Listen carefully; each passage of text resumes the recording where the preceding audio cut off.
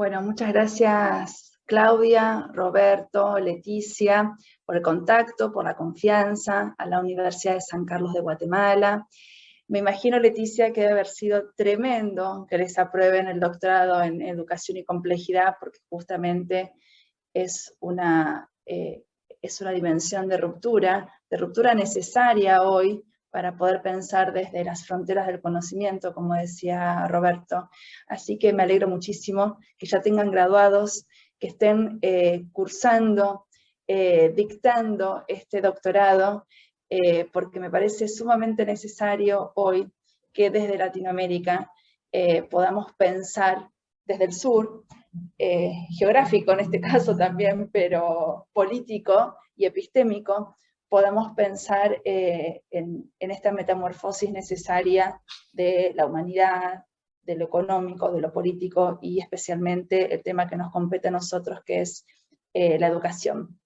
Así que yo estoy feliz de estar en Guatemala, sé que hay gente también de Honduras, así que bueno, es la primera vez, aunque sea virtual, que estoy en Guatemala y en Honduras. Esperemos que no sea la última y que nos podamos tomar un cafecito en alguna latitud, en algún país, en algún momento. Así que bueno, gracias por la invitación. La idea es charlar un poco.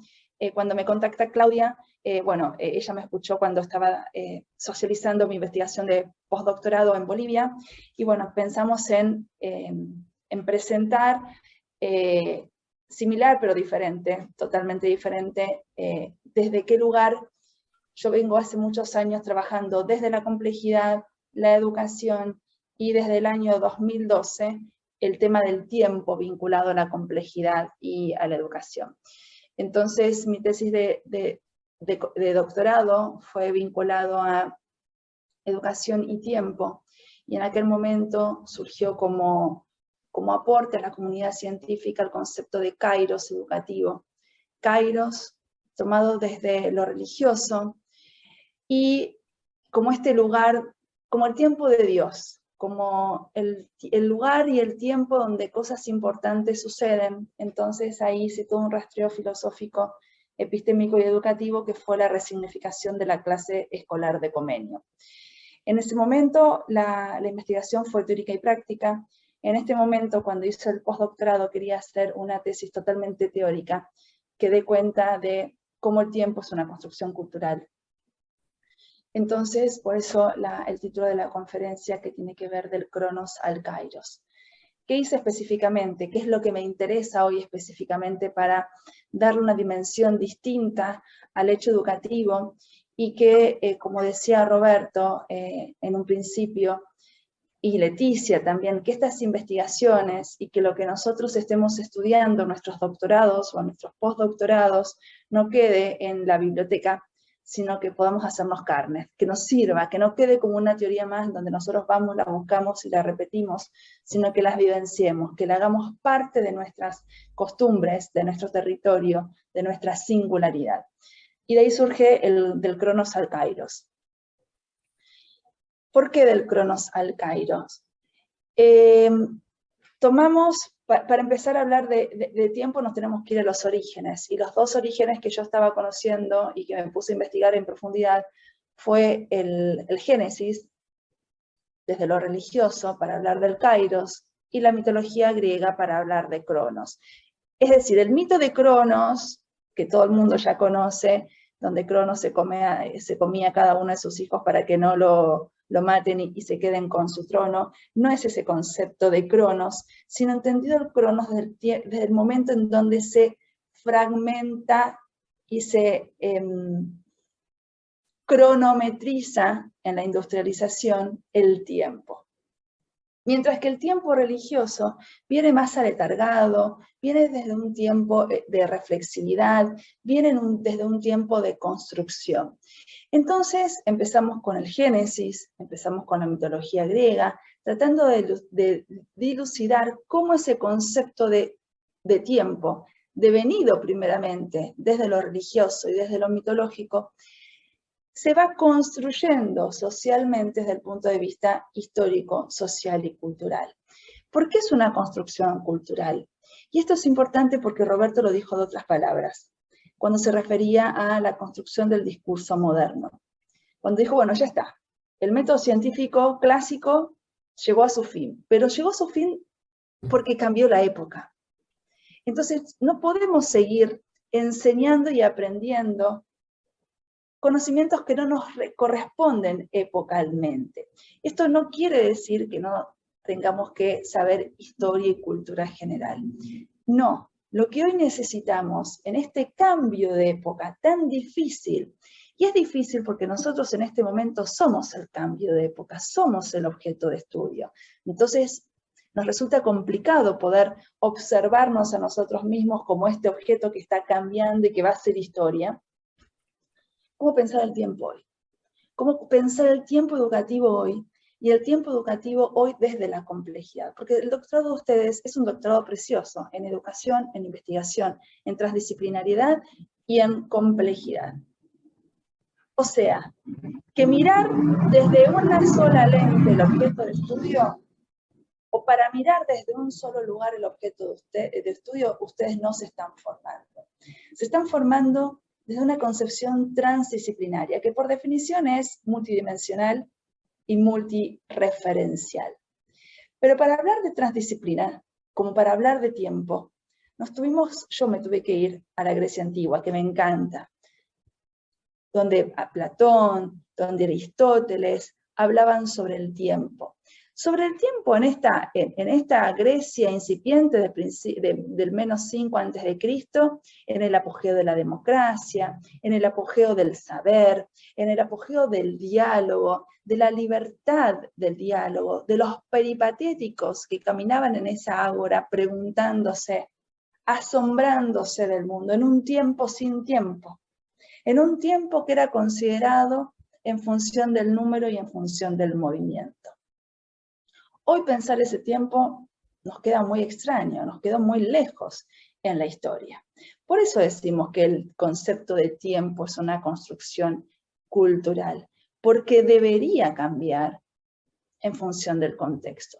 Y cuando yo hablo del contexto, estoy hablando de la historia, estoy hablando del devenir, estoy hablando de los diferentes contextos y territorios en los cuales nosotros habitamos y los cuales nos interpelan. Y esa interpelación desde la diversidad de los contextos y de los territorios no puede ser homogénea.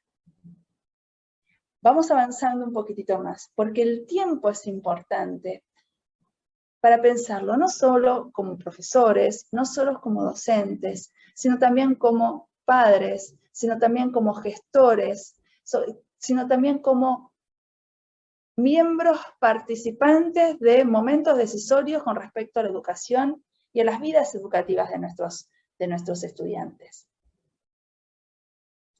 San Agustín en la Edad Media, a principio de la Edad Media, en sus confesiones, planteaba de que si nadie le preguntaba sobre el tiempo, él sabía lo que era el tiempo, pero en el momento que se lo preguntaban ya no podía explicar lo que era el tiempo.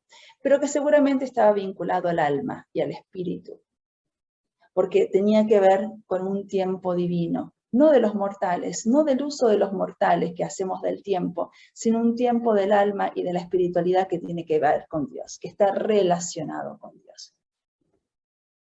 Pero me quiero detener específicamente en el tiempo de los modernos. Y acá también voy a retomar algunas cuestiones que decía Roberto. La modernidad, nosotros somos hijos de la modernidad clásica. La modernidad clásica se construye a partir de la creación de sólidas instituciones modernas cuyo fin era controlar la conducta de este ciudadano que estaba habitando la modernidad clásica. Estas instituciones modernas sólidas, como las calificaba Bauman, eran el Estado-Nación, la Iglesia, que venía del momento histórico anterior, la familia como contrato social, la infancia como construcción pedagógica y cultural, las prisiones, los hospitales psiquiátricos, la disciplinarización. Estas instituciones sólidas, modernas, controlaban la sexualidad, controlaban la educación, controlaban la sociedad y controlaban al descarriado psíquicamente, al descarriado delictivamente, pero también controlaba el credo. En este contexto tenemos tres grandes defensores y constructores de la modernidad clásica. Descartes, desde la filosofía, Comenio, desde lo pedagógico, y Newton, desde la física clásica. Los tres construyen el edificio moderno. Descartes, con las meditaciones metafísicas y el discurso del método, que nos indica que el conocimiento tiene que ser racional y disciplinar, y cómo tenemos que conocer para no estar equivocados. Comenio, por su parte, organiza todo el sistema educativo, toda la disposición de cómo conocer pedagógicamente en función de las edades, en función de los contextos, y piensa y construye, en el lugar que se concretiza es en la didáctica magna, construye el saber didáctico. Este método para poder enseñar todo a todos. Que está vinculado a la filosofía de Descartes, porque son contemporáneos, y la vinculación con la filosofía de Descartes está dada desde dos lugares principales. Desde el concepto de disciplinarización del saber y desde el concepto de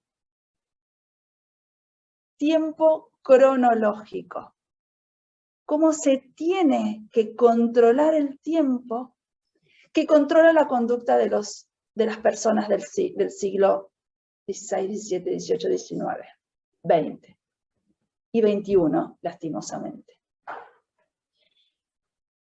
En la construcción de la didáctica magna, Comenio no solamente nos dice cómo tenemos que enseñar y aprender, sino que ese método, esa didáctica, está constituida por tres pasos: la naturalidad, la intuición y la autoactividad. Es interesante volver los ojos a Comenio y volver a leerlo y a estudiarlo, porque es el origen de nuestro sistema educativo actual. Tergiversado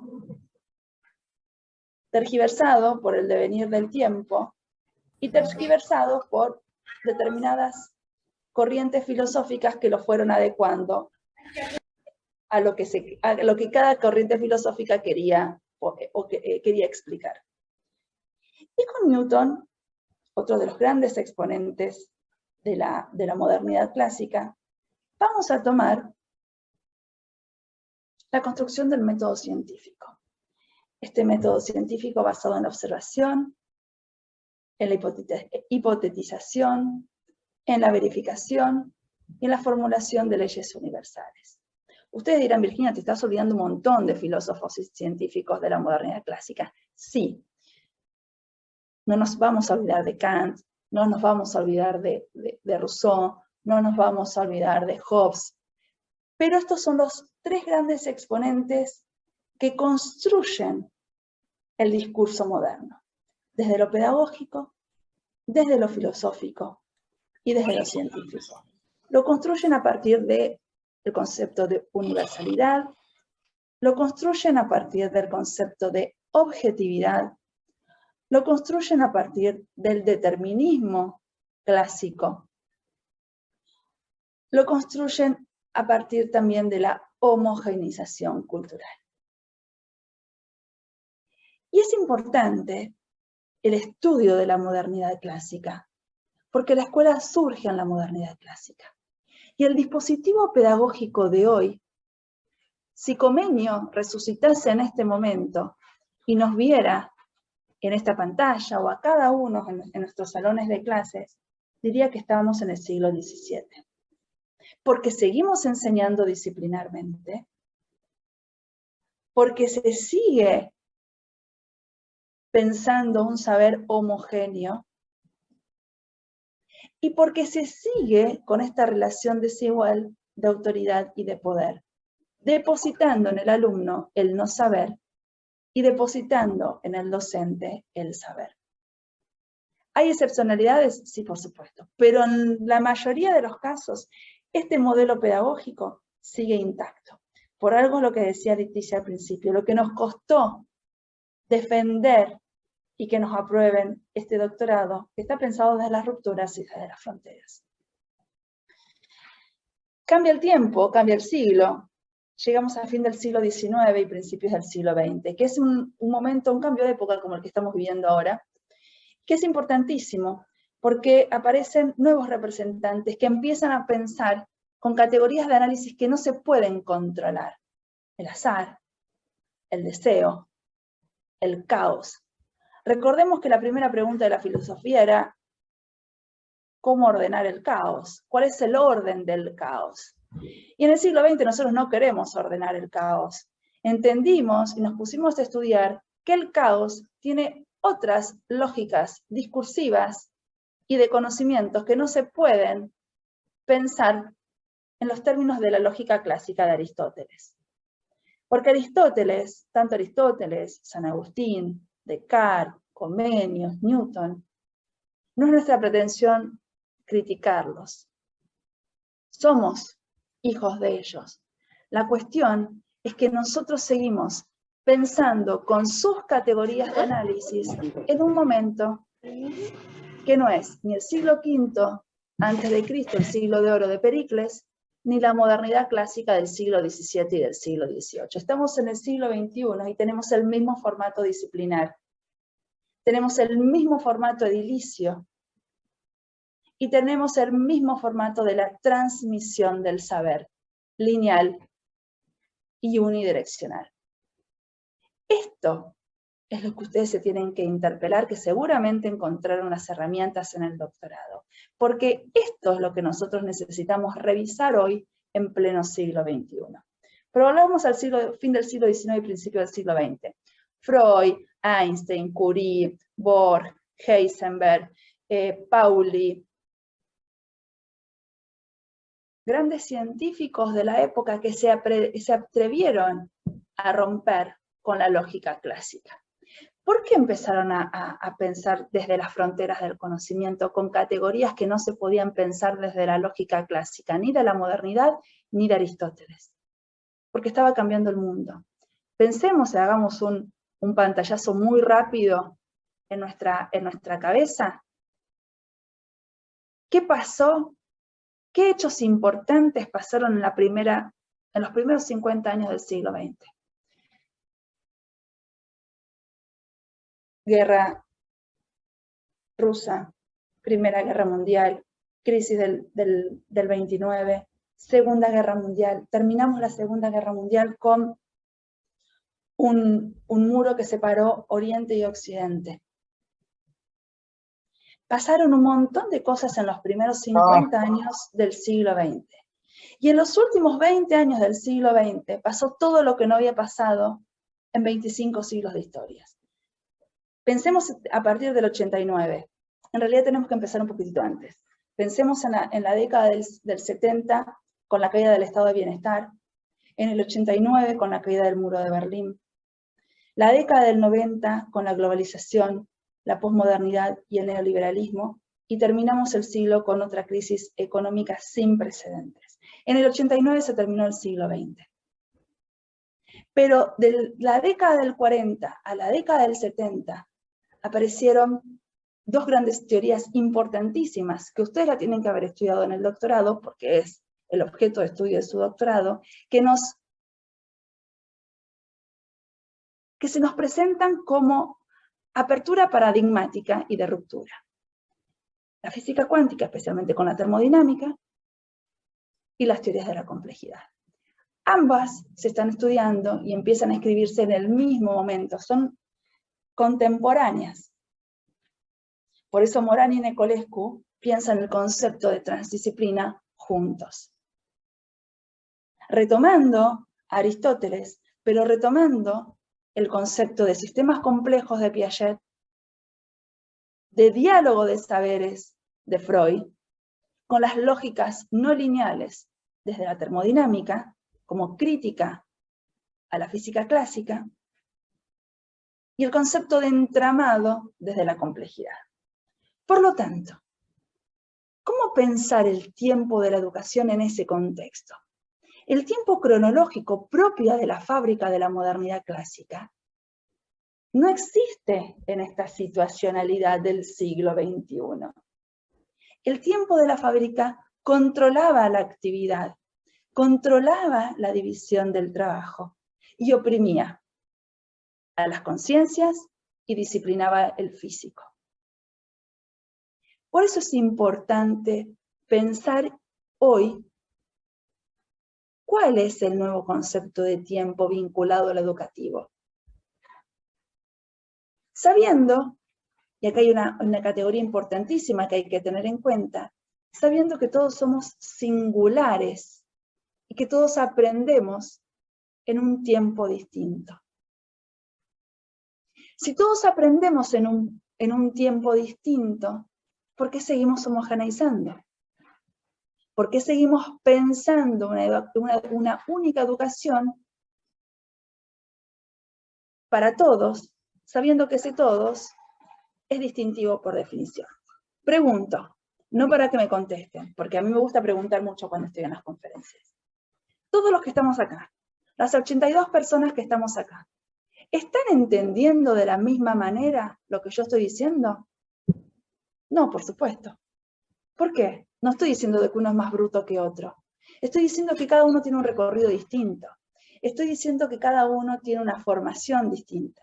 Estoy diciendo de que cada uno mira, Virginia está diciendo lo mismo que estuvimos estudiando los últimos 2 años en el doctorado, o Virginia me está dando alguna luz para poder empezar a pensar mi proyecto de investigación doctoral, o algún autor que no había considerado para pensar la complejidad.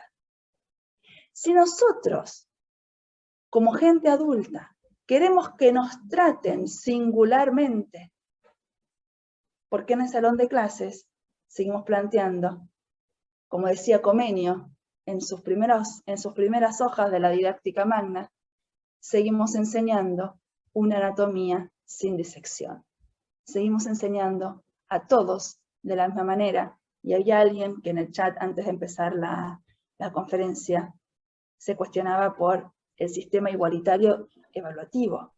No podemos evaluar a todos iguales si todos somos diferentes. Y esta distinción, esta singularidad, que no se puede controlar, porque no lo puedo controlar en un tiempo cronológico, es fruto de las rupturas epistémicas del fin del siglo XIX y principios del siglo XX. Y no nos tenemos que olvidar de una parte importante de la psicología, con Freud a la cabeza, del deseo. Nadie aprende si no hay deseo de enseñar y si no hay deseo de esta escucha atenta. Y acá vamos a plantear 3 momentos importantes de la historia que tienen que ver con esta educación pensada desde la complejidad y pensada desde la transdisciplinariedad, en un tiempo sin tiempo, que en un tiempo que no es cronológico, sino que en un tiempo que es kairos complejo. ¿Desde qué lugar construye Morán sus teorías en plural de la complejidad? Toma aportes toma aportes de Freire para el concepto de diálogo, toma aportes de Piaget para el concepto de la recursión, y toma aspectos de la termodinámica para hablar y construir el concepto de transdisciplinariedad. Y fíjense lo importante que es esto, porque el diálogo surge con Sócrates en el siglo V a.C. Sócrates, en esta construcción de la ironía y la mayéutica, enseñaba a partir del diálogo a sus discípulos. Los hacía parir la verdad metafóricamente. Se construía a partir de la interpelación del otro. ¿Dónde quedó la interpelación del otro hoy en la educación? Y este otro que también tiene que entrar en la escena hoy, que está totalmente olvidado y borrado. Menos 5 a.C., Sócrates y sus discípulos y el diálogo. Fin del siglo XIX y principio del siglo XX, Freud, con su asociación libre, como método del psicoanálisis que posibilita la cura. No nos olvidemos que este 2021 también son los 100 años del natalicio de Freire, latinoamericano, del sur, de los nuestros, digamos, bien conocido por nosotros. Y Freire construye su método, fíjense que los tres construyen su método, en momentos distintos, con ciencias distintas, con miles de años de historias distintas. Freire construye su método a partir del diálogo. Pero ese método, tanto en Sócrates, como en Freud, como en Freire, tiene un concepto de tiempo que lo sustenta. Yo pregunto, ¿todos construimos en el mismo momento algo?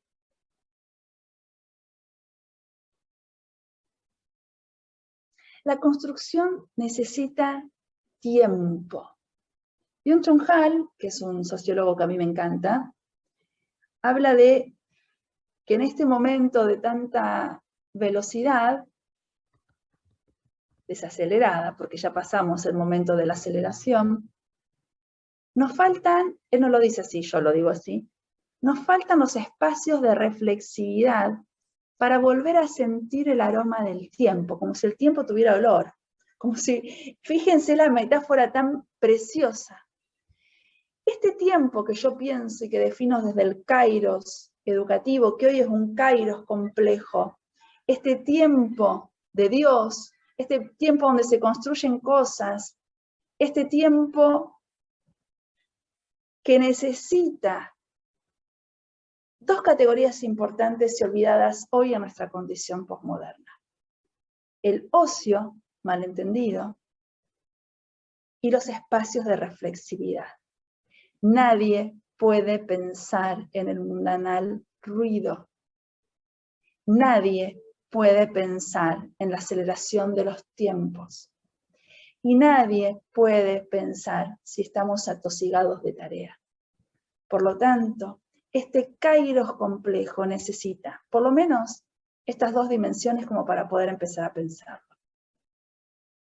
Un tiempo ocioso, que es el tiempo contemplativo, es el eros platónico, y los espacios de reflexividad, donde cada uno pueda construir en su tiempo desde la singularidad.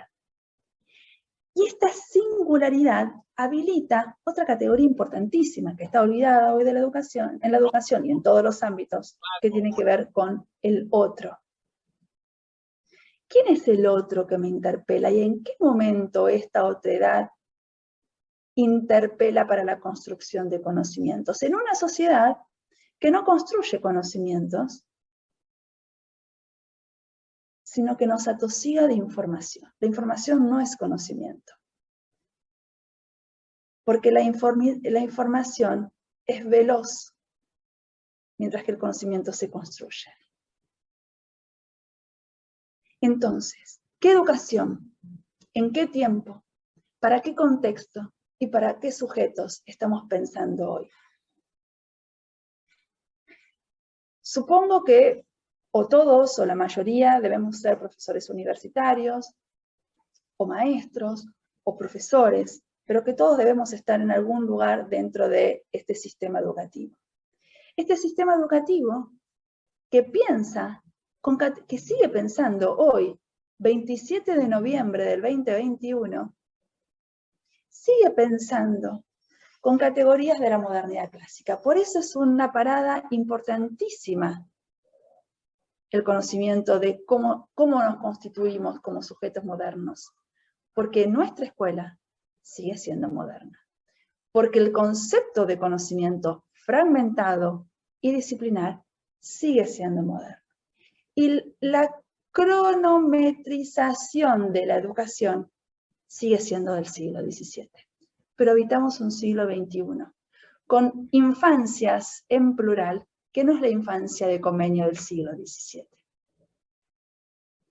Por lo tanto, necesitamos conocer la historia para saber que las categorías de análisis son construcciones sociales. Y que si cambia la época, tenemos que atrevernos, como hizo Leticia y todo su grupo, a pensar desde las fronteras con propuestas de rupturas. La propuesta de ruptura que yo planteo es la propuesta de un tiempo kairos complejo, un tiempo sin tiempo, en un tiempo donde se construye. ¿Quién lo construye? Los sujetos. Desde la alteridad y desde la singularidad. Pero seguimos viviendo en un tiempo cronológico. Estamos hace 1 hora 18 minutos reunidos. Este tiempo cronológico del cual no podemos evitar, porque tenemos semestres, tenemos cuatrimestres, tenemos anualidades que necesitan certificar que Leticia tiene los créditos necesarios para seguir en el doctorado o no. Eso no es educativo. Eso no es una construcción de conocimiento. Eso es una cuestión burocrática administrativa. ¿Cómo pensar lo educativo? Desde lo educativo, pero que lo educativo se maneja desde el siglo XVII, desde lo burocrático, desde un tiempo cronológico.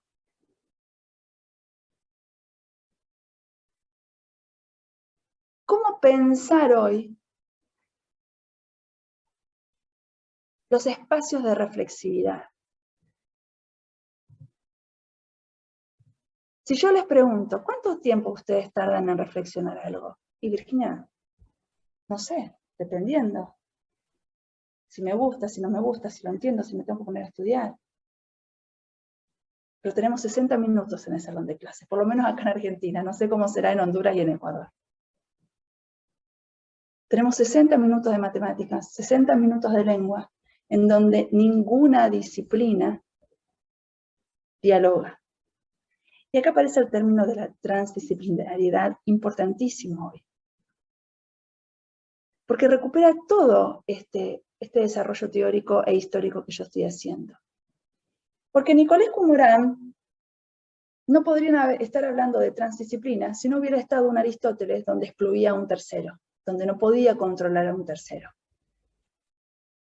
Primera característica de la transdisciplina, la incorporación del tercero excluido de Aristóteles.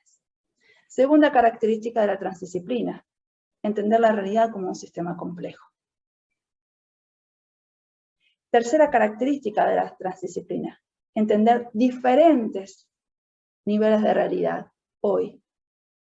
¿Por qué hoy hablamos de diferentes niveles de realidad? Porque llegados a este punto de la historia, sería muy soberbio pensar que nuestro saber es el único válido a ser transmitido en la escuela. Nuestro saber occidental y cristiano no es el único que habita el planeta Tierra. Estamos los que vivimos en el sur, están los que viven en Oriente, están los originarios, está lo religioso, está lo mitológico, está lo cosmovisivo.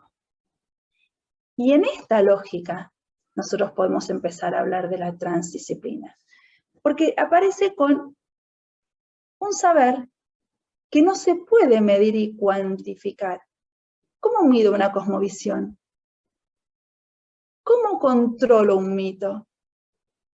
¿Cómo apruebo o desapruebo un argumento ancestral? ¿Con qué criterios, con qué lógicas? La de la modernidad clásica, que es unidireccional. Pero nuestros hijos y nuestros estudiantes no piensan unidireccionalmente. Nosotros sí, porque nosotros fuimos a una escuela moderna, porque habitamos y vivimos una época de modernidad institucional en nuestras vidas, pero nuestros hijos y nuestros estudiantes no. Y acá hay que recuperar un tema muy importante que ya lo dijo Piaget hace muchísimos años, que tiene que ver con la filogénesis y la ontogénesis. En el momento que nosotros estamos pariendo a nuestros hijos, no solamente le damos vida biológica, sino que en el momento del nacimiento transmitimos toda la herencia cultural de la humanidad. Nuestros chicos, mi hijo que tiene 11 años, mi hija que tiene 10 años, mis estudiantes que tienen 20 años, nacieron en un mundo, como digo yo, el de las ventanitas. Uno aprieta una tecla y salen 1000 ventanas. Usan el drive. En mi época usábamos los archivos adentro de la computadora. Los veíamos y los tocábamos si queríamos, porque necesitábamos controlar el ambiente. Hoy el ambiente no se controla. Pero lo importante es ver y analizar, porque nosotros estamos trabajando con sujetos, cómo este contexto moderno, sólido, calificado por Bauman, tan exquisitamente bien calificado por Bauman, es líquido en la modernidad. Y cómo esa liquidez, digo yo, se evapora con la fragilidad de los lazos. Porque nuestros estudiantes hoy no están en un mundo líquido, sino que ya están en un mundo que se evaporó. Porque no hay un proyecto a largo plazo, porque pensamos en la individualidad más desencarnada, porque desapareció el deseo y el eros, pero nosotros tenemos que seguir enseñando, porque estamos totalmente seguros de nuestra práctica, de nuestro acompañamiento pedagógico, pero tenemos que revisar algunas cuestiones. La concepción disciplinar, pensada desde lo inter y desde lo trans, el concepto de tiempo cronológico, desde un tiempo kairoscópico, las instituciones esclerosadas y verticalistas por instituciones en red, fíjense, Guatemala, Honduras, Argentina, en esta red, en este entramado que nos convoca para pensar desde cada una de nuestra situacionalidad algo que nos es común, que es la educación. La educación pensada desde la complejidad y la educación pensada desde la transdisciplinaridad. La educación es una práctica política y una práctica social porque nos compromete ética y moralmente, decía Freire en su momento. Y la educación es transmisiva, siempre fue transmisiva. Transmitimos un saber, transmitimos un conocimiento, no información, un saber o un conocimiento. La diferencia está en qué entendemos por transmitir. Porque lo podemos pensar desde el punto de vista de la repetición mecánica, que es evaluada en un tiempo cronológico, o podemos pensarla desde la construcción singular, donde no se mide. Porque es singular, porque es nuestra, porque nos habilita desde el estar siendo y no desde la mismidad de la repetición. Y lo que se transmite son conocimientos. Se transmiten también porque se construyen metodologías. Hay un grupo que terminó un seminario de metodología. Y se transmiten también valores. La educación no es aplicacionista. Porque si nosotros pensamos que la educación es aplicacionista, seguimos perpetuando esta concepción malinterpretada del método de Comenio, que es, ¿cómo se hace, Virginia, esto? La receta. Esta malinterpretación del método de Comenio se da con el pragmatismo de Estados Unidos a principios del siglo XX y todo lo que tiene que ver con la tecnología educativa. Nosotros estamos lejos de esa tecnología educativa pragmática. No aplicamos, construimos. Y esto es una diferencia importantísima epistémica. Porque lo que se aplica es una técnica y lo que se construye es el conocimiento. Ejemplo. Desde que el hombre es hombre, construye puentes. Construye puentes. ¿Qué es un puente? Pregunto.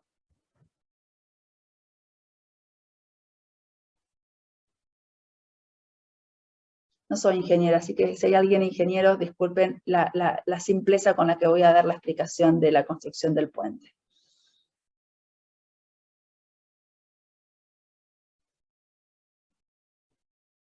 Yo tampoco soy ingeniera, Bien, diría que Lucía, así que contéstame, a ver, contéstame lo que yo quiero yo, escuchar. sí, yo creo que es una estructura que nos sirve para pasar de un lado a otro, ¿verdad? Que nos hace romper las distancias. O sea, para mí sería Claro. eso en palabras muy simples.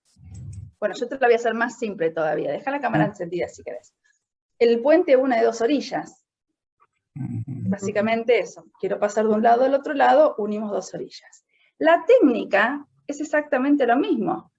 La técnica del puente, desde que el hombre es hombre, la técnica que pensó para unir dos orillas es la misma. Ahora, la construcción del puente, para construir un puente, yo necesito más que la técnica. ¿Por qué? Porque necesito primero saber dónde va a estar el puente, qué va a pasar por ese puente, porque no es lo mismo que pase un avión, que pase persona, o que yo plante un lindo cantero con flores y que quede decorado dos orillas. Si hay viento, si está en altura, si está en terreno arcilloso, si está en terrenos de terremotos. Para construir necesito pensar, necesito conocer el contexto, porque la técnica es la misma. La construcción cambia en función de que para lo que yo voy a utilizar ese puente. La educación transmite un conocimiento.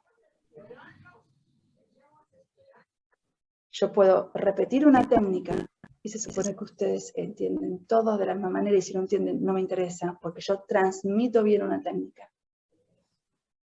O puedo transmitir para que ustedes piensen, para que ustedes construyan. Por lo tanto, eso no lo puedo medir. Es como si yo le pregunto, Lucía, ¿vos cuánto querés a tus hijos? En una escala del 1 al 10. No podría decir. Claro. Es difícil de, no tiene forma de medirse. Y la educación tampoco, porque yo no puedo medir cuánto sabe Lucía. ¿Por qué no puedo medir cuánto sabe Lucía? Porque puede no saber nada de lo que estoy hablando en este momento, pero sabe un montón de otras cosas. Entonces, tenemos que aprender, como decía Leticia, cuánto nos costó estos intersticios institucionales y educativos para poder presentar que nos evalúen y que nos vuelvan a evaluar y que nos vuelvan a rechazar, pero bueno, lo logramos, acá tenemos este doctorado. ¿Cómo utilizar estos intersticios que son totalmente perversos en la educación, que hoy sigue homogeneizando para decir que Lucía sabe o no sabe, en función de criterios que le son ajenos? Y que hay cosas hoy que no se pueden medir. En realidad nunca se pudieron medir.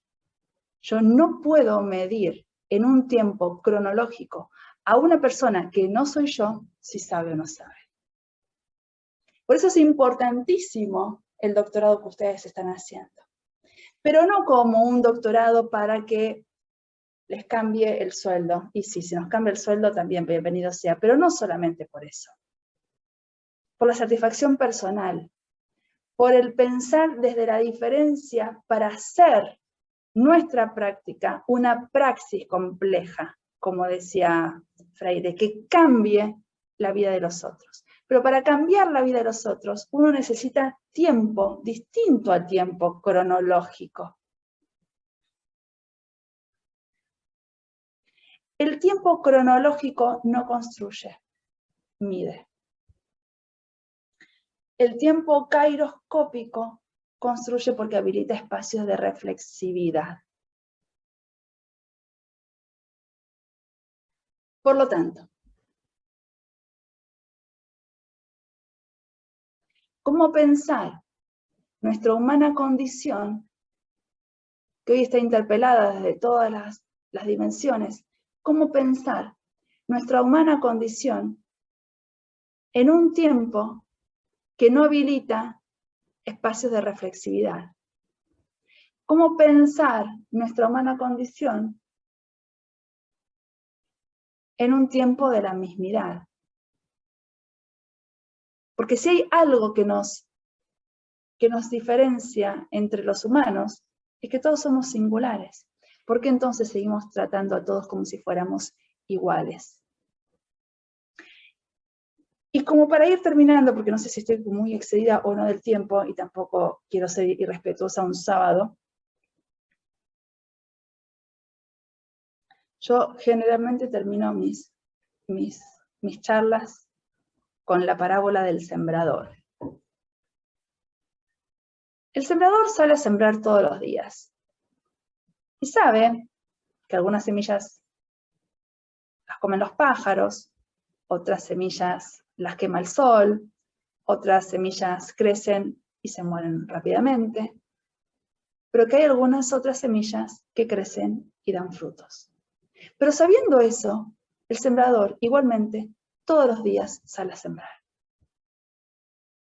Seamos sembradores educativos, pero para que la semilla crezca y dé frutos, necesitamos otro tiempo. Claudia, Roberto, Leticia, yo quisiera terminar acá, si les parece, para empezar el diálogo, porque si no, estamos haciendo lo que estamos criticando, estamos monopolizando la palabra y no estamos abriendo los espacios de reflexividad y de discusión, que es lo más interesante y lo más rico. Muchas gracias. Gracias, doctora.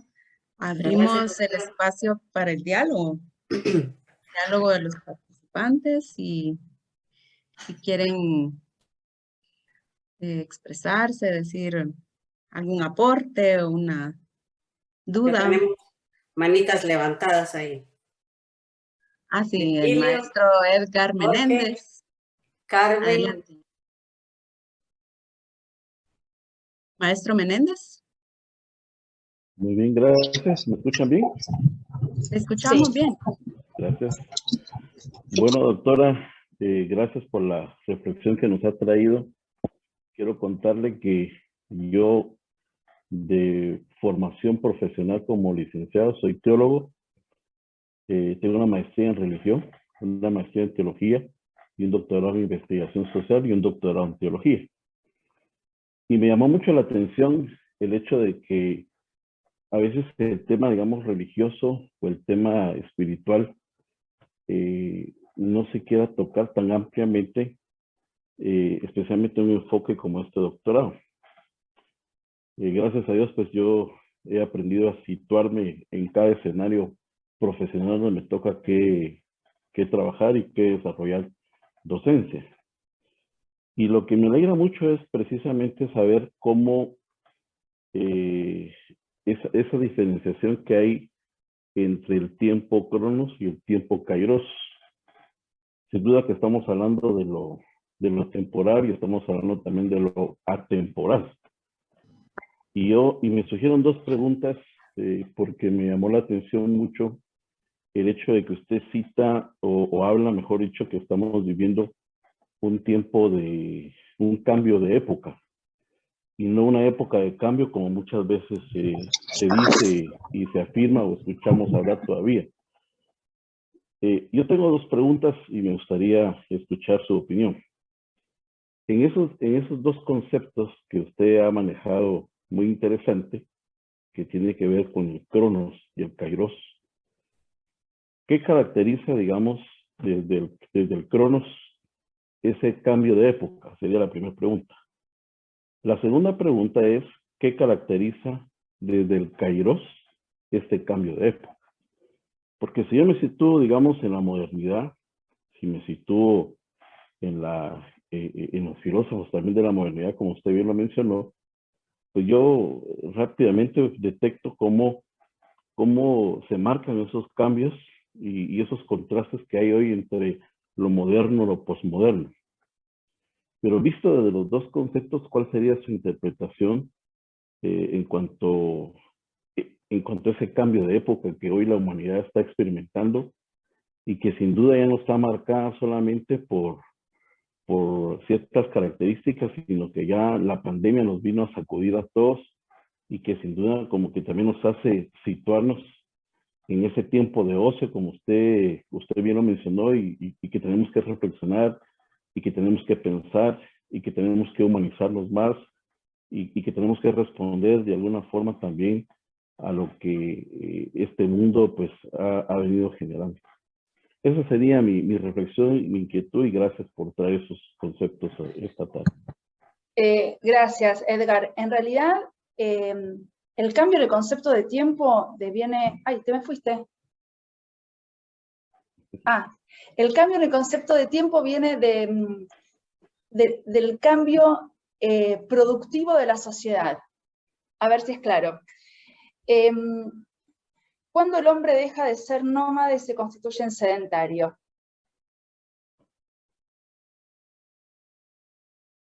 Con el descubrimiento de la agricultura. De la agricultura. Bien, Correcto. Rolando, no me salió la palabra. Con el descubrimiento, con la agricultura. Cuando comenzamos con la agricultura, cambia el concepto de tiempo. Y todo empieza a pensarse en función de las estaciones, en función de los crecimientos de la agricultura, en función de la relación discípulo y artesano, en función de lo religioso y lo mundano, hasta llegar, lo digo muy rápidamente, porque esto es para otra conferencia, yo en realidad estudio esa parte de la historia, hasta llegar a la modernidad con la creación del capitalismo. Con la construcción del capitalismo y de la fábrica, se empieza a medir la actividad productiva, se fragmentiza el tiempo, no dando lugar a la vida de ocio y marcando la productividad del individuo. Vamos de nuevo. Cuando, en un momento de la historia, no había una separación entre el artesano, su discípulo, y su lugar donde enseñaba la artesanía. Cuando se empieza a complejizar la sociedad, este artesano y este discípulo se empiezan a extrañar. Extrañar desde el punto de vista de desconocer, porque el artesano deja de ser artesano y se empieza a pensar en una sociedad más industrializada, en donde aparece la cuestión de la extrañeza. No la extrañeza desde el punto de vista de la filosofía, que es una cosa distinta que después vamos a decir, sino la extrañeza en relación a la otredad. Con la industrialización y con la creación, antes de la industrialización, de los calendarios, de los relojes, se empieza a fragmentar la vida productiva de la vida social. Y se empieza a tener una relación distinta con la naturaleza. Ahí empieza el tiempo cronológico. El tiempo, en el principio, era un tiempo cíclico. Nos levantábamos con la luz del sol, realizábamos todas nuestras actividades durante el día y cuando se ponía el sol, se terminaba el día, se terminaba la actividad productiva. Ese era el tiempo cronológico que se medía en función de la naturaleza.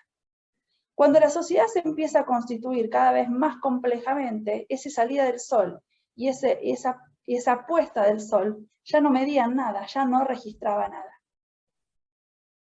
Porque estamos en la época industrial, en la época de la modernidad clásica, en donde aparece otra concepción de lo cronológico vinculado al capitalismo, vinculado a la alienación, vinculado a la división del trabajo y vinculado a la productividad.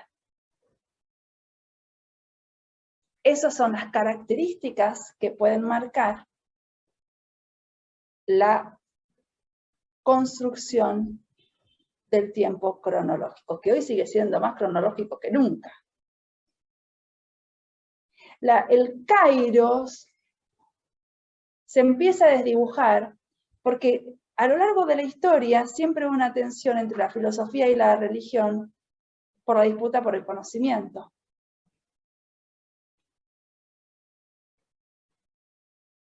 Si nos vamos a la Grecia antigua, era una sociedad politeísta, pero el conocimiento era filosófico. Los 1000 años de la Edad Media, casi no hubo, o no se consideró, porque construyeron una máquina de exterminio masivo que fue la Inquisición, frente a todo lo que los científicos devenidos en herejes decían en algún postulado que la religión no concebía como verdadero por fuera de la revelación divina. Entonces ahí teníamos 1000 años en donde, entre comillas, ganó la fe en detrimento de lo científico y de lo filosófico. Lo digo desde una postura totalmente religiosa que yo tengo, pero estamos haciendo un desarrollo histórico. Y de la modernidad a hoy, del siglo XVI a hoy, no hablamos de un tiempo religioso, no hablamos de un tiempo singular, porque lo singular no se puede medir, y necesitamos para vivir hoy en esta condición más posmoderna que nunca, a pesar de el surgimiento de las minorías como grupos de ruptura, de propuestas, reivindicatorios, pero seguimos pensando en un tiempo cronológico, porque no habilitamos los espacios de reflexividad, porque la reflexividad no es rentable, es una pérdida de tiempo. No sé si contesta. En realidad no voy a dar contestaciones conclusivas porque no existen, sino no nos estaríamos dedicando a la educación, ¿no? No, gracias por la reflexión. Pero ¿será que en ese espacio, o sea, cómo logramos recuperar, o no sé cómo se va a escuchar, pero cómo logramos adentrarnos a ese tiempo de Kairos? ¿Será que es esa parte reflexiva, como usted bien lo ha mencionado, la que nos permitiría recuperar un poco el tiempo? O no me refiero al tiempo, digamos, el cronos, ¿verdad? Sino a ese tiempo que siempre está medido, que siempre nos mide y que siempre medimos. Sino poder entender o interpretar yo ese Kairos como ese espacio que necesito para mí, para poder hacer esa parte de ocio que usted bien lo mencionó, y que eso me ayuda a conectarme con la naturaleza, conectarme con la vida, conectarme con el otro. No sé qué pensaría de lo que estoy diciendo. Sí, vos pensás que yo, el Kairos surge de la investigación doctoral, que fue teórica práctica, en el 12, en el 2012. 2011, 2012, 2013. Yo hace 20 años que lo estudio a Edgar Morin, y hace 20 años que considero dos cuestiones que nadie consideraba. Acá en Argentina Edgar Morin no existe mucho, no hay nadie que lo estudie, porque está más vinculado a lo esotérico que a una cuestión científica. Entonces soy una de las poquísimas, casi la única que estudio a Edgar Morin, y yo hace 20 años, empecé en el 2000 a estudiarlo, concibo un tiempo distinto. Porque si bien mi base formativa es marxista, por la Facultad de Humanidades y Artes en Rosario, no puedo desconsiderar quién soy yo, Virginia, que tiene una formación religiosa desde que nací, y puedo convivir el marxismo con mi religiosidad perfectamente bien en la Facultad de Humanidades y Artes, y hoy pensado desde el punto de vista de la complejidad.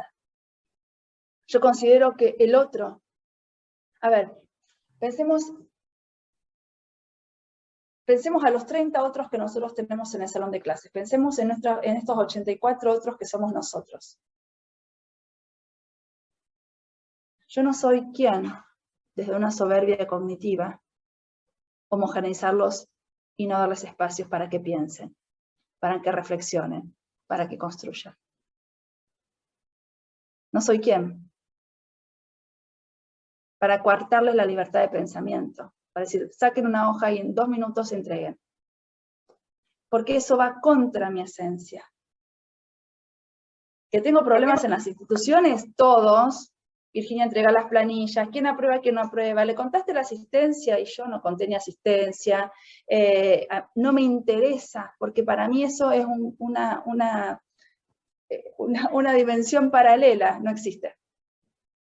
No entra dentro de mi estructura, porque No los concibo a mis alumnos desde ese lugar, porque no concibo mi relación con el conocimiento desde ese lugar, pero sí sé que tengo que estar en una institución que lo reclame. Entonces, como puedo, peleada con el universo, trato de llenar todos esos formulismos que me cuestan una barbaridad,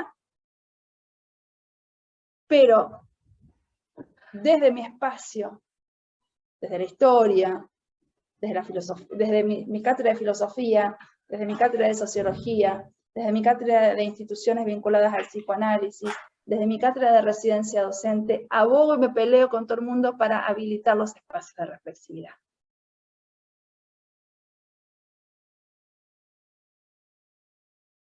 ¿Vos tenés hijos, Edgar? ¿Sí? Bueno, tus hijos, la X cantidad de hijos que tengas, ¿aprendieron a hablar en el mismo momento? ¿Perdón? ¿Aprendieron a hablar en el mismo momento? No, no. ¿Aprendieron a caminar en el mismo momento? ¿Aprendieron a leer y escribir en el mismo momento? ¿Por qué? Si son hijos tuyos. Son diferentes y nacieron en tiempo diferente también. Porque necesitamos una madurez biológica, una madurez intelectual, estímulos. Y eso es un espacio de construcción. Mi hijo empezó a hablar a los 8 meses. Mi hija empezó a hablar a los 2 años y medio. Yo pensé que era muda. Ahora se pelean para ver quién habla, ¿no? Pero mi hija había desarrollado con sus manos todo un idioma de que yo lo entendía y ella se hacía explicar, entonces no tenía necesidad de hablar, estaba muy cómoda con sus manitos dando vueltas, y yo lo entendía que quería la mamadera, que quería ir al baño, que tenía hambre. Ese fue su tiempo. Es más, en esos 2 años y medio construyó un lenguaje que lo conocíamos nosotros nada más. Si yo lo hubiera atormentado los 8 meses para que aprenda a hablar como mi hijo a los 8 meses, lo hubiera matado seguramente. Eso es lo que tenemos que hacer con estos alumnos. Respetar sus espacios de construcción y de reflexividad. Si no, estamos formando monstruos, todos iguales. Acuérdense del video tan revolucionario en su época y que ahora todo el mundo lo pone, la canción de Pink Floyd de The Wall. Entramos todos distintos y salimos todos iguales. ¿No nos hace pensar que algo estamos haciendo mal? Y soy una defensora del estudiante, el problema es nuestro, no es del estudiante. Soy una defensora del estudiante. ¿Qué cosa estamos haciendo mal como sistema educativo para que entren todos distintos y salgan todos iguales? En el mismo tiempo. ¿No es un llamado de atención?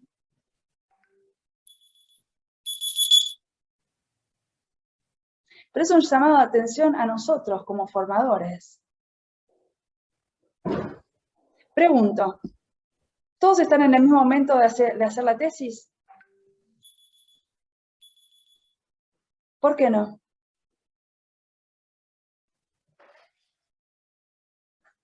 Porque unos empezaron antes y están en la mitad de la tesis, unos recién están empezando hoy y les falta un montón de tiempo para ir a la tesis, alguno todavía no sabe cómo va a ser la tesis, cuál es su problema, tarda meses en plantear un problema, Claudia plantea el problema en 10 días, Roberto tardó 8 meses. ¿Y Claudia es más brillante que Roberto? No. Esos son los espacios de reflexividad, ese es el tiempo de construcción sin tiempo. ¿Se entiende? Ahora, problemas institucionales todos, porque la institución necesita el semestre. No te pudiste pasar un día después del semestre. Entonces ahí tenés que ser inteligente. Para hacer una cosa burocrática y adentro del salón de clases construir desde la alteridad. Eso es lo que yo hago generalmente. Que también me lleva mis dolores de cabeza, eso no significa que uno lo hace gratis, que lo pasa, que vive en el paraíso terrenal, en el mejor de los mundos posibles, no. porque a nadie le gusta ser la piedra del zapato del otro. También tengo problemas con mis hijos, porque yo les enseño a pensar y después en la escuela mi mamá me mima. Amo a mi mamá y hacemos la flor roja con el tallo verde todos iguales. Y después cuando están en la secundaria queremos que den su opinión personal. ¿Y cómo van a dar su opinión personal si estuvimos 10 años repitiendo, haciéndoles repetir? Y si alguien, yo creo, señorita, cuando uno diga yo creo, no, vos no crees nada, vos tenés que repetir lo que yo te estoy diciendo. ¿Por qué las pruebas internacionales, las pruebas estandarizadas son de lengua y matemática? Porque no te pueden medir. A ver usted, don Edgar, dígame con sus propias palabras cuál es la definición de democracia. ¿Qué entiende usted por libertad? ¿Cómo lo mido eso? No se mide. Mido una regla de 3. Mido un sujeto predicado. ¿Se entiende? Gracias, doctora. Gracias. Porque el Muchas sistema es gracias. capitalista y necesita el tiempo cronológico. A pesar de que tenemos 500 años de distancia.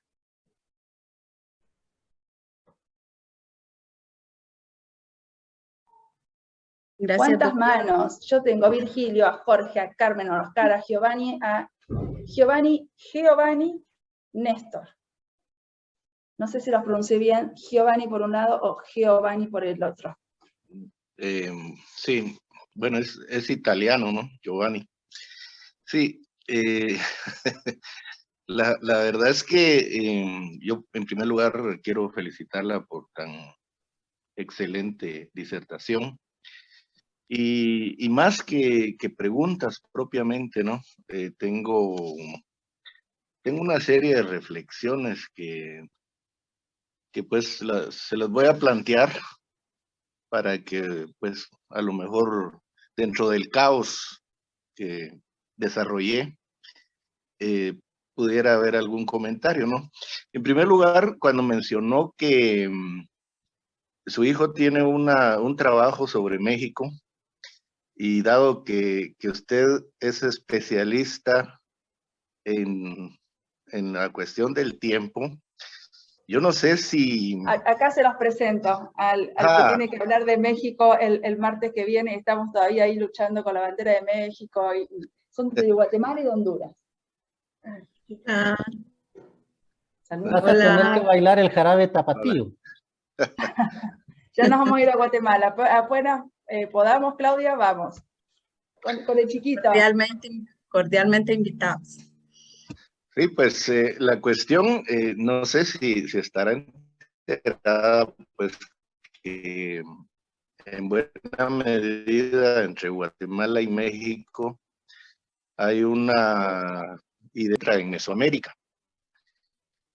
Pero el punto más importante para mí es el hecho de que, no sé si usted estará enterada, me imagino que sí, pues que los mayas tenían varios calendarios lunares y calendarios solares, y que en su momento el calendario maya fue más exacto que el calendario que usaron los europeos para cifrar los cambios de siglo. De ahí que ellos no empezaron con el año 0, sino con el año 1, pero los mayas ya tenían esa concepción. Entonces el tema de los calendarios mayas sobre todo, pero también el azteca que aparece en varios símbolos del país, es un tema muy importante que valdría la pena quizás recuperar como parte de la cuestión de la mexicanidad, ¿no?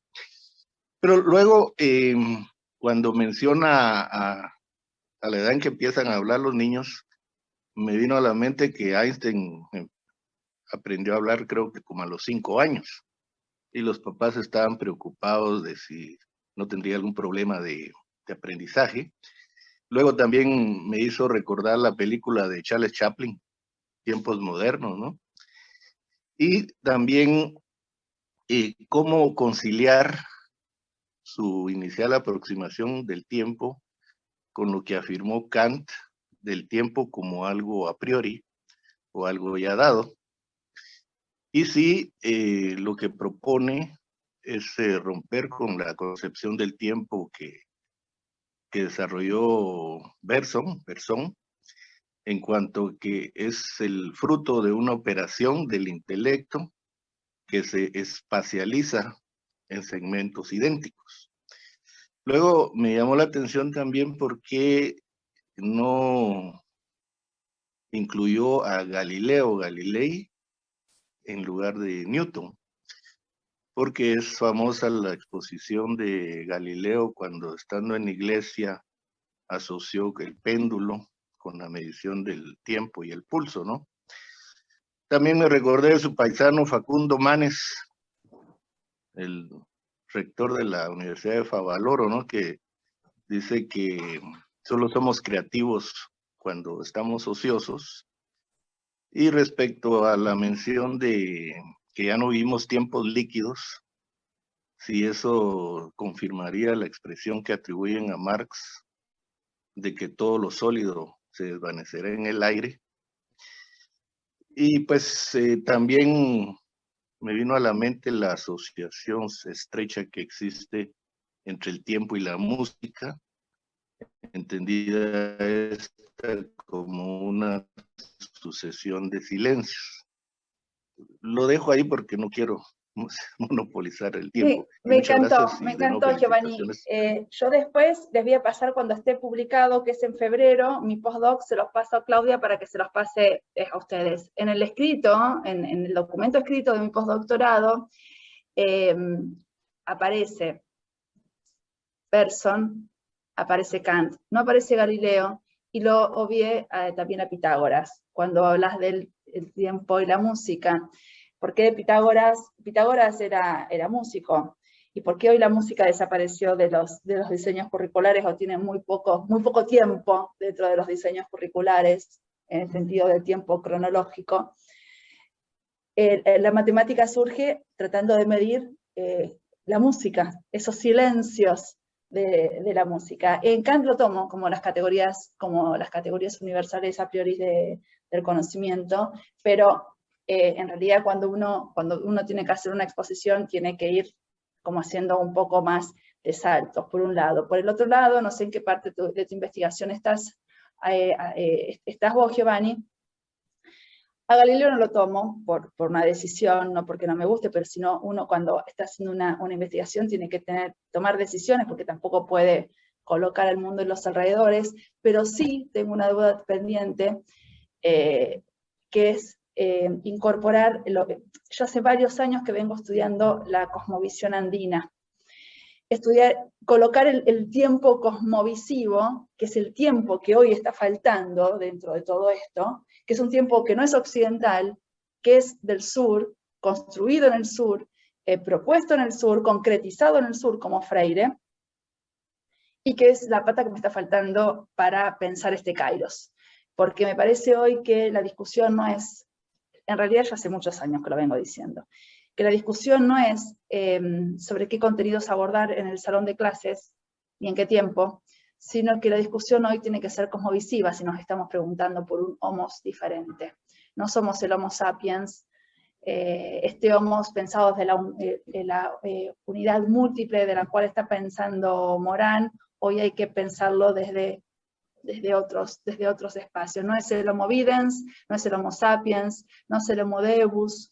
¿Qué homos estamos pensando? ¿Qué homos estamos formando hoy? ¿Qué homos pretendemos para esta sociedad posmoderna? Yo lo llamo homos reflexus, considerando toda esta argumentación temporoespacial que estoy proponiendo y estudiando. Bueno, y ahí estamos. Pero Galileo lo tendré que empezar a estudiar distinto a como lo he estudiado desde la filosofía y desde la ciencia, pero antes que Galileo, Giovanni, empiezo con lo cosmovisivo, que me gusta más. Pero acuérdense, cuando uno hace una investigación tiene que tomar decisiones, y las argumenta. Bueno, sí, Galileo, la verdad que me parece importante, pero entre Galileo y Newton, prefiero Newton. Entre Descartes, Hobbes, Hume, bueno, lo prefiero a Descartes y después retomo al empirismo con Kant. Entonces uno va teniendo que hacer opciones y tomar decisiones con respecto al recorrido, porque no podemos el mundo y los alrededores es imposible. Bien tu observación. Muchas gracias. Gracias a vos. Gracias, doctora. Vamos a dar la palabra al maestro Virgilio. Muy bien. Muchas gracias por el espacio. Muchas gracias, Virginia, por esta disertación tan importante. Yo aquí anoté una cantidad de ideas que creo que me van a ayudar muchísimo a ir configurando también algunos aspectos que acontecen en mi cotidiano, ¿no? Incluso yo quería agregar algo a lo que decía, porque nadie puede pensar en el mundanal ruido, como bien decía, pero yo también ponía algo importante, nadie puede pensar desde la tramitología. Es una cuestión terrible para las instituciones y la burocracia, ¿no?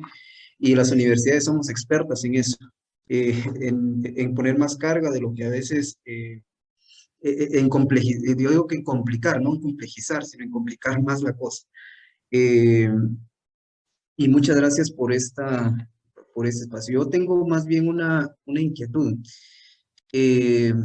Vamos a ver, el Cronos, por lo que vemos, se puede o se ha convertido en un enemigo del mismo ser humano. O más bien hay una contraparte hacia el ser humano a cómo se ha ido construyendo. Y digo construyendo porque también el Cronos creo que es el resultado de esa interacción humana, curiosamente. Pero yo veo un fenómeno y no sé si puedo ser equivocado y me gustaría que nos compartiera su reflexión. Si bien es cierto que el Cronos está presente y es latente, incluso en esta era de la posfalsedad, hablando de posmodernidad, también atribuiría una posfalsedad muy marcada. El ser humano también tiende y desea el Cronos. Lo anhela inclusive, aunque lo repudia, pareciera que lo anhela y lo quisiera. Y por esa razón, ¿en qué radica esa tendencia? En encauzar su deseo de homogenizarse, su deseo también de estandarizarse. Porque aunque nosotros veamos que es una situación de la cual tenemos que, digamos, contrarrestar, da la impresión que el ser humano tiende más bien a querer el Cronos, a vivir del Cronos y a quedar entrampado en el Cronos. Y es ahí por la cual los espacios de reflexividad seguramente son más bien desechados, infravalorados, porque por supuesto no generan rentabilidad, como bien decía. Pero me llama la atención que hay una tendencia y hay un deseo, no sé si inconsciente, del ser humano por eso, por esa situación que lo aprisiona. No sé cómo se puede ver esa perspectiva, porque veo que cada vez más es fuerte lo que decía. Es decir, esa tendencia a vivir de una posfalsedad, a vivir de un activismo desmesurado. Y esto es también fruto de una vorágine que se va dando en este tiempo en el cual también vivimos. Únicamente, Virginia. Gracias, Virgilio. Muy interesante. No sé si el hombre de hoy repudia tanto al Cronos, porque no se puede pensar por fuera del Cronos, porque el Cronos es constitutivo de la institucionalización, y la institucionalización surge justamente en la modernidad clásica. En el momento que se crean las instituciones se constituye el dispositivo panóptico de disciplinarización y el dispositivo controlador del tiempo. Entonces, yo no sé si nos podemos pensar por fuera de este tiempo cronológico. Yo estoy segura de que sí, porque si no, no estaría estudiando y no estaría tratando de moverme siempre en las fronteras, más que en la comodidad del adentro, digamos, ¿no? Pero por eso es sumamente difícil, porque en este cambio de época, Byung-Chul Han dice, seguimos viviendo, a pesar de que estamos en una sociedad que ya no es la del vértigo y la aceleración, estamos en esta sociedad del rendimiento. Esta sociedad de rendimiento que lo único que vale es lo que vos rendís socialmente. Por eso estamos hablando de acreditación y no hablamos de evaluación. Por eso hablamos de aprueba o no aprueba y no hablamos de un proceso. Hasta que no pensemos en un cambio institucional que sea también adecuado a un cambio social, vamos a seguir viendo en un tiempo cronológico. Fíjense el tema de la pandemia. Por definición, pandemia es algo que es global, algo que es total. ¿Por qué a 2 años de la pandemia todavía estamos encerrados? O casi encerrados, o vueltos a encerrar 3 o 4 veces. Porque seguimos abordando la pandemia desde el punto de vista de la fragmentación disciplinar, o desde políticas disciplinares. Cuando hablo de políticas disciplinares, estoy hablando de políticas, Estados Unidos toma esta política, España toma esta política, Inglaterra toma esta política. No podemos pensar algo que es total. A ver, la cuestión es que pensamos algo que nos aborda totalmente desde la fragmentación disciplinar. ¿Quién va a ganar? ¿Nosotros o la pandemia? La pandemia, mientras que nosotros no podemos pensarlo como una comunidad democrática, como una política total. ¿Pero por qué? Porque la construcción de la disciplinarización del saber, cuando se hace en la modernidad clásica, las disciplinas surgen vinculadas al poder social, político y económico. Por eso es muy difícil presentar proyectos concretos interdisciplinares y transdisciplinares. ¿Por qué? Porque la matemática no quiere ceder ni método ni objeto a la lengua. Porque la lengua no quiere ceder ni método ni objeto al inglés. Porque el inglés no quiere ceder ni método objeto al alemán. La construcción disciplinar, el conocimiento vale. Y si nosotros nos fijamos en los diseños curriculares, en las grillas de los diseños curriculares, fíjense cuántas horas tenemos de lengua, de matemática y de inglés, y cuántas horas tenemos de educación física, de música, de arte.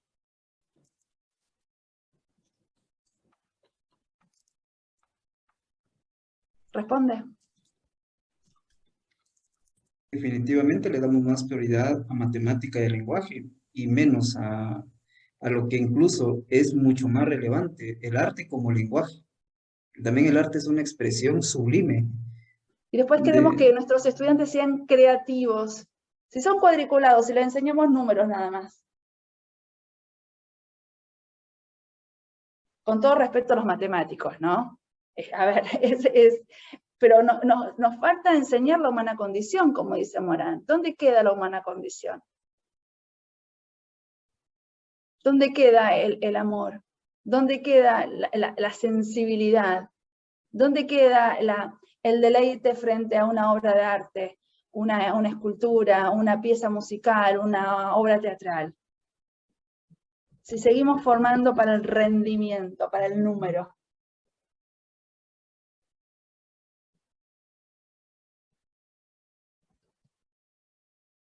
Gracias, doctora. Por eso hoy el auge de todas las corrientes postcríticas, que abogan por otro tipo de conocimiento, por otro tipo de relación de conocimiento y por habilitar otros discursos de las minorías que siempre fueron acallados. Gracias, doctora. Damos la palabra al maestro Jorge Iván. Gracias, hola Virginia. Yo sí soy ingeniero y sí vivo la parte de matemáticas un poco, pero con todo respeto fue Jorge, no, siempre con respeto. Lo que pasa es que los matemáticos me sirven siempre para dar algún ejemplo. No, yo sí, parte de mi comentario va sobre eso. Por ejemplo, hablaba del tiempo, del puente, de la técnica y de la construcción. Bueno, pero ahora, ¿cómo relacionamos la ética, la moral, lo material y lo espiritual en ese aspecto? Y vemos lo de la pandemia ahora.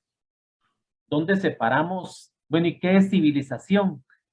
qué es progreso y qué es avance, porque podemos ver una persona, no sé, un gerente de una empresa muy grande con un ingreso bastante alto en un apartamento, no sé, en la Quinta Avenida de Nueva York, pero con una situación de estrés bastante fuerte, de todo tipo.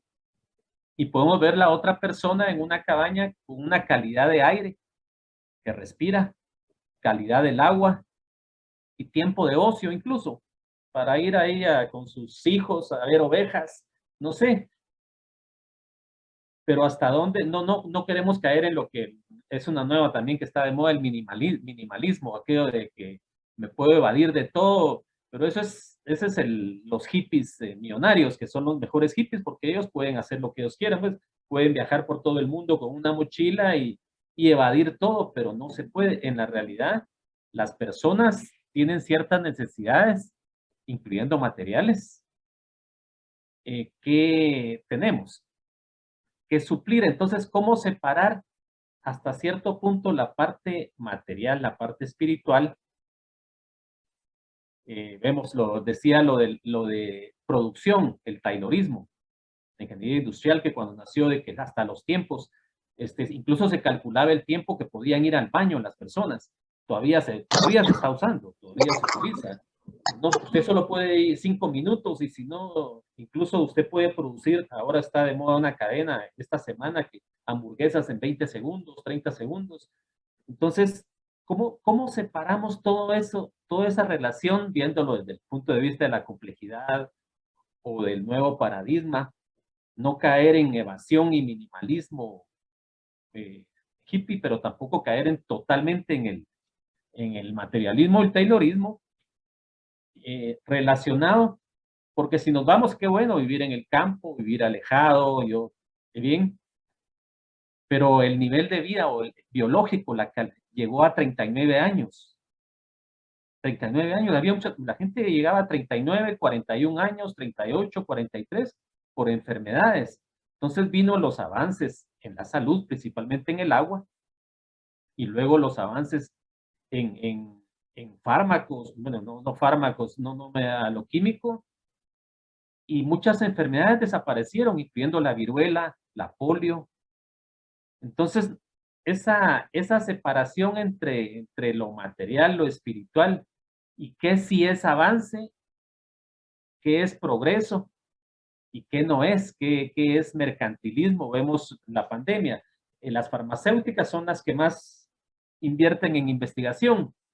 ¿Hasta dónde no es rentable curar el cáncer, curar la diabetes, incluso el coronavirus? Porque parte de eso es la razón. Pueda no ser rentable curarlo, sino que es más rentable que exista. Entonces ahí nos vamos al mercantilismo. Entonces, no sé, ya no es progreso, ya no es civilización. ¿Cómo separamos todo eso a través de la ética, la moral, lo material y lo espiritual? Viéndolo desde un nuevo paradigma, porque no podemos evadir, no podemos ser evasivos, pero tampoco podemos caer en lo que actualmente estamos, que es el punto máximo del capitalismo, el canibalismo. Ya no es ni neoliberalismo, ni marxismo totalmente el totalitario que existía, sino que ya caemos en un canibalismo que hasta las guerras son buenos negocios, porque es un buen negocio la guerra. El hambre es un buen negocio, las migraciones, se tratan los grupos, lo vemos ahorita en Europa, en África, incluso la nueva cepa, África, que es exactamente África, y hay otro tipo, vamos a la geopolítica, hay otro tipo de situaciones que se dan, incluyendo la pandemia, y cómo separamos y cómo analizamos todo eso desde un punto de vista de este doctorado, y no solo del doctorado, sino de un punto de vista humano, se puede decir. En realidad, si vos me lo preguntás, a mí no tengo ni idea. Primero que no, es algo extremadamente difícil para poder separar cada una de las dimensiones que vos estás proponiendo para el análisis, para poder tener un conocimiento total. Uno tiene que ver cuáles son las diferentes dimensiones de análisis que intervienen en el fenómeno y poder analizarlas en totalidad, no en fragmentación. El progreso fue siempre desangriento y cruel y desigual. El progreso humano, desde el Neandertal hasta hoy, producto de las migraciones, productos del consumo, producto de los destiempos, productos de las aceleraciones del tiempo, producto de los descubrimientos psicofármacos, siempre se ha experimentado el hombre contra el hombre. Entonces, venimos de una historia cruel y sangrienta. Ahora, la postura de Morán con respecto a la construcción del pensamiento complejo es extremadamente moral y extremadamente ética. Es decir, no puedo pensarme por fuera de la relación con el otro y por fuera de la relación con la naturaleza. Y también depende de la singularidad, de cuán ético sos vos o moral sos vos para ceder o no ceder frente a la realidad. Entonces, volvemos a esto que yo hablaba antes de Ortega y Gasset. Yo soy yo con mis circunstancias. Es decir, voy a actuar y voy a responder de la misma manera en cualquier circunstancia porque yo tengo una concepción ética y moral que me define. Si no, es el facilismo de seguir a la manada, y el seguimiento a la manada justamente lo que carece es de ética. Entonces soy yo y las circunstancias también viene del marxismo después, ¿no? Cada quien en su capacidad, su necesidad, la separación. Dependiendo del lugar en donde lo estás diciendo. Yo lo estoy planteando, en este momento lo planteo desde Ortega y Gasset, en función de que la condición ética a mí me constituye como Virginia, y la condición moral a mí me constituye como Virginia, y voy a actuar de la misma manera frente a las diferentes circunstancias en donde pongan a prueba mi ética y mi moralidad. Porque eso también se enseña, y eso también se aprende. Por ejemplo, yo no puedo enseñar, yo doy matemáticas o doy filosofía, uno no solamente enseña la disciplinarización del saber, sino que enseña con el ejemplo. Yo no puedo llegar tarde todos los días al salón de clases y después exigirle algún tipo de compromiso a mis estudiantes, porque me dice, Virginia, vos no podés hablar porque llegas todos los días tarde. Es un ejemplo ínfimo, pero habla de responsabilidad. La responsabilidad, la solidaridad, la tolerancia, el respeto, estos valores modernos tan perdidos hoy, se tienen que enseñar en el salón de clases. Por eso constituye nuestra eticidad y nuestra moralidad. Buenas noches, digo yo, ya son buenas noches. Virginia, gracias por este tema que realmente me hizo reflexionar mucho. Voy a contarles esto muy en confianza. Hay momentos en los que cierro mis ojos y trato de no pensar en el tiempo y entrar en una dimensión donde no exista esa segmentación cronológica. Y a veces me pregunto qué pasa con el conocimiento del ser humano en esa dimensión. Y en algún momento, leyendo algún pasaje bíblico hacía de los términos kairos y cronos, me llamó la atención el uso que hacían en función, por ejemplo, hay un pasaje muy conocido donde Jesús tiene una ascensión y dice, él les dice, no les toca a ustedes conocer el momento, ¿verdad?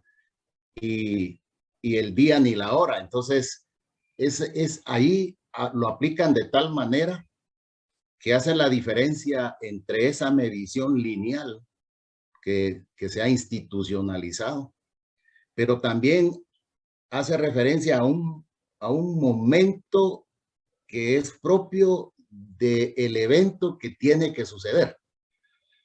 En ese sentido, me llama la atención, y esta es mi pregunta dentro de tu investigación, porque leyendo también a Prigogine, él habla del nacimiento del tiempo y de la flecha del tiempo. Pero entiendo yo que él lo plantea desde aquella capacidad del universo en que se transforma y lo de alguna manera yo lo relaciono con el concepto de cambio de Aristóteles, donde dice Aristóteles que el tiempo es una variante del cambio. Que ahí pues hay una cuestión física, ¿verdad? Pero a lo que quiero llegar yo es que existen dos dimensiones, por decirlo así, y no sé si por ahí va tu investigación.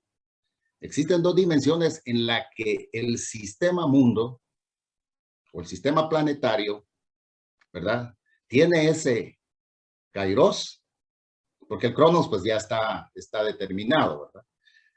Y si como seres humanos únicos existe esa relación entre el kairos como sistema planetario y el kairos como seres humanos que entramos al proceso de ese cambio que se da constantemente.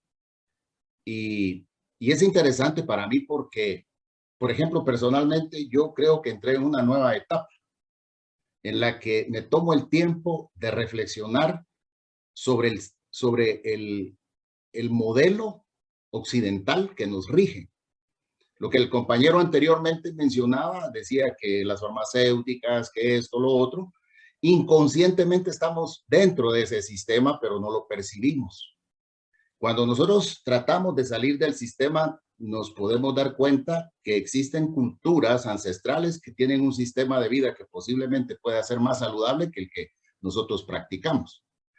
Y en ese sentido, ¿cómo se conjuga o cómo se relaciona el kairos del sistema planetario con el kairos que le corresponde a cada uno en su momento vivir? Porque nosotros nos preguntamos cuál es mi propósito en esta vida, hasta dónde yo voy a llegar, qué es lo que yo puedo, el legado que voy a dejar en conocimiento con mis hijos, con mi familia. Y uno se pone a meditar realmente que la academia a veces te mete en una estructura de información que no te permite ver más allá de lo que realmente significa el kairos para cada una de nuestras vidas. Quisiera tu opinión, Virginia, y muchas gracias por tu conferencia. La he disfrutado muchísimo y pues esta es mi reflexión. Gracias. Gracias, Giovanni. Tendríamos que ver o tendríamos que explicar un poco mejor qué sería para vos cuando hablas de un kairos planetario.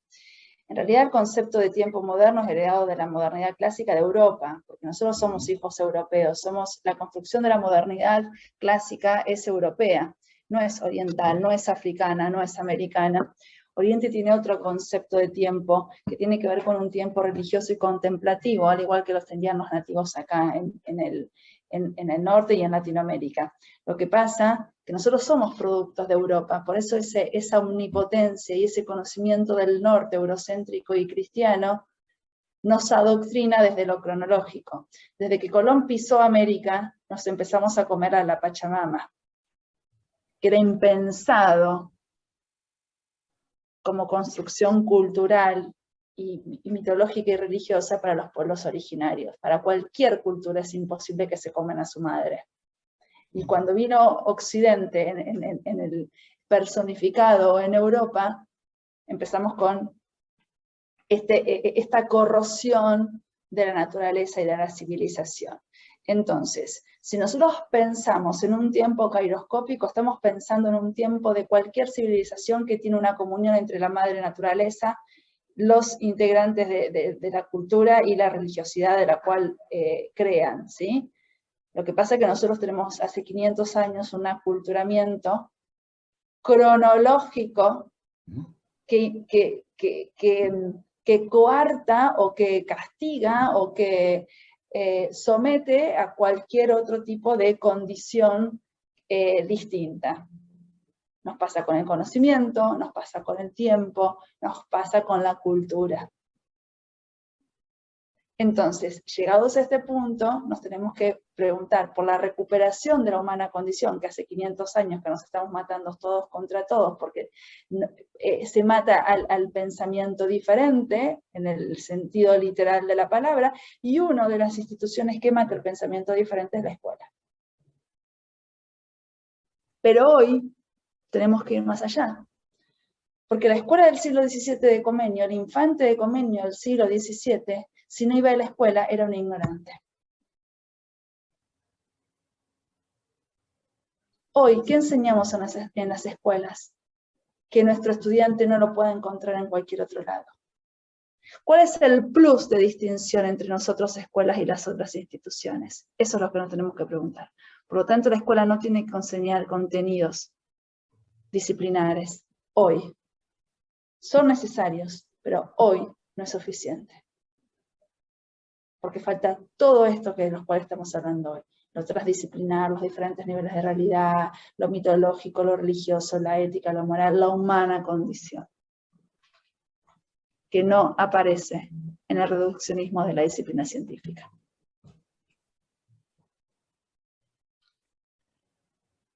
Y digamos, en el caso del concepto de Prigogine de que existe una bifurcación. De hecho, he leído a varios en complejidad que afirman que el modelo occidental ha caducado, ¿verdad? Y eso es, pues, es obvio. Pero eso implica también que hay una bifurcación en el tiempo. Tenemos que ver a dónde nos lleva esa bifurcación, si al origen mismo o al cambio. Es que ahí estamos. Exactamente. Estamos y somos nosotros el objeto. Nosotros no lo vamos, lo va a decidir la historia. Lo va a definir la historia. Nosotros no lo vamos a definir porque nosotros somos el objeto. Estamos en la bifurcación. No sabemos para qué lado vamos a ir. Si vamos a retroceder y vamos a empezar de nuevo de la misma manera o vamos a tener la posibilidad de cambio. Y eso es lo que él le llama la irreversibilidad. Es decir, que no sabemos realmente qué ruta va a tomar el porque no lo Kairos. podés controlar. Ahí Exacto. aparece la termodinámica y aparece el concepto de transdisciplina vinculado a la termodinámica. Entonces podemos decir, Virginia, que la influencia social, y yo agregaría algo más cultural, porque por ahí leí a alguien en el tema de cultura, al final va a determinar esas diversificaciones que va a tomar, en este caso, la sociedad en su constructo social, en el tiempo y en el Kairos, ¿verdad? No, para mí la palabra determinar es muy tremenda. Es muy tremenda que alguien determine algo. La historia dirá cómo hemos transitado, bien o mal, este periodo de cambio de época. Sí sabemos que nosotros no lo vamos lo estamos viviendo, nos cuesta muchísimo pensarlo, estamos pensando alternativas, estamos definiendo cuál es el objeto, estamos viendo a ver qué nos pasa, qué nos está pasando como condición humana, pero los procesos históricos no son los tiempos de los mortales, son tiempos diferentes. Entonces, bueno, qué sé yo, en algún momento, no sé en cuánto tiempo, la historia nos juzgará o no en función de lo que hicimos o dejamos de hacer. Muchas gracias. Gracias, Virginia, muy amable.